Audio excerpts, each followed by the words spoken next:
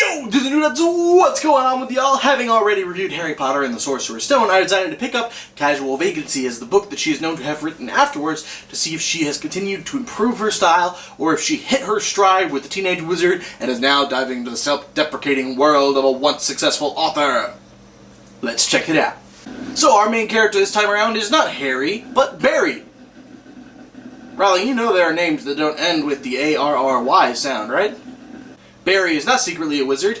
He's actually a failed writer, with an intentional juxtaposition perhaps between a young hopeful student and someone who finds that they're quickly getting in the writing field and over their heads. You know, just maybe. I'm not saying it's parallel to her life at all. And so the beginning of the story ends with Barry dropping dead from an aneurysm, and the next couple chapters are consumed with people who are either telling the story or thinking about telling the story.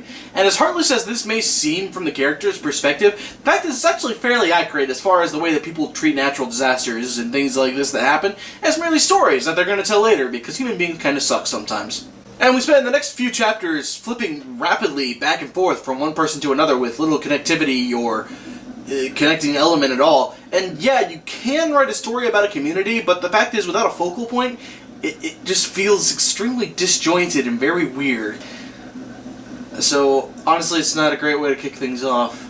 You know, in this book, as often as J.K. Rowling writes about destructive marriages and unhappy childhood, it makes me really wonder what her own life was like in those fields.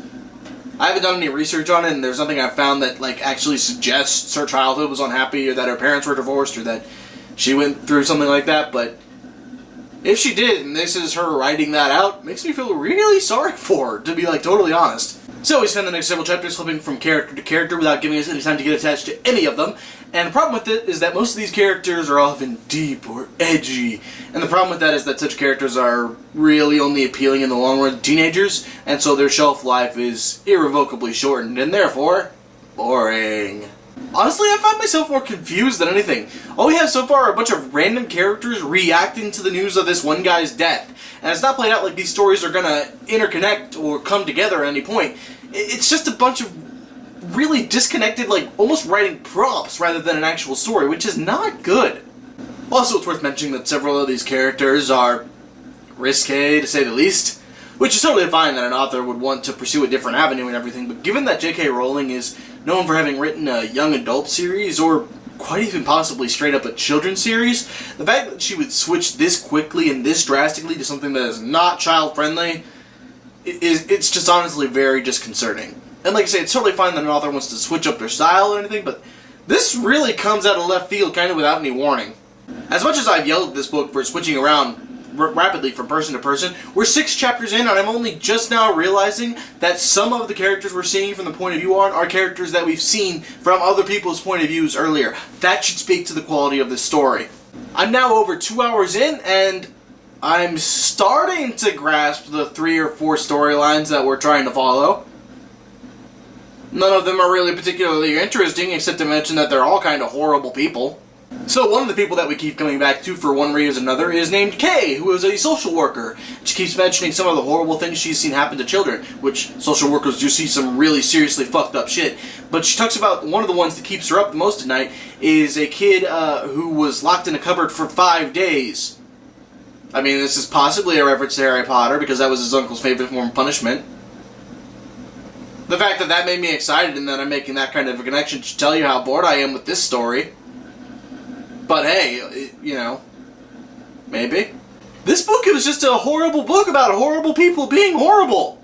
Half of them want to fuck somebody else, whether or not they're married. The other half are political assholes that would make Kevin Spacey jealous. And I mean, while there is room to make a statement in a book like this doesn't feel like what she's doing. This feels more like J.K. Rowling saying, haha, see, I can't just make super immersive children world, I can make shit that's dark and edgy. Why?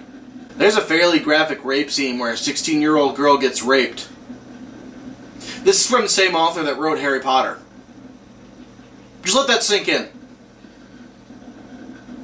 So a large portion of this book is dedicated to politics, and it quickly becomes House of Cards meets Game of Thrones meets boring. And so we continue into the story of the Casual Vacancy, where somebody's fucking somebody wrong, wants to fuck somebody wrong, or wants to fuck somebody politically. And we find out what she's actually doing is writing softcore porn, which I suppose is good news for Tommy Wiseau, because The Room is now not one of the worst written porn movies out there. Anyway, that's all that's really very much to know about this huge pile of shit. So, my personal score for this book is a 2 out of 10. It was just disappointing all around. Rolling, you can do so much better. Let's go ahead and take a look at that bingo card. And we actually hit bingo twice, because this piece of shit was just, wow, we filled out the top of that bingo card almost all the fucking way. Anyway, that's all for this week. If you have something else you would like me to read or review, go ahead and leave a comment down below, let me know. Until next time, drink plenty of water, tell your parents that you love them, and stroke your mustache at night.